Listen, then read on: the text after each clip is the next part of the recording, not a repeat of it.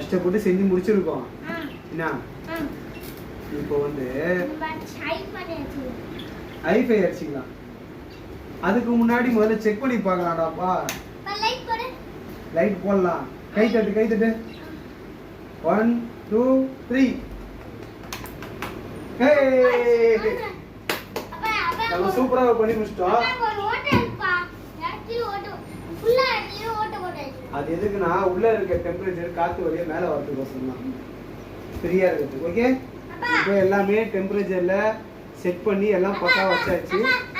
இங்க பாரு, அதை நம்ம போட்டுக்கலாம். இங்க பாரு, லைட்லாம் எல்லாம் முடிஞ்சிச்சு. இப்போ என்ன பண்ணணும் நம்ம?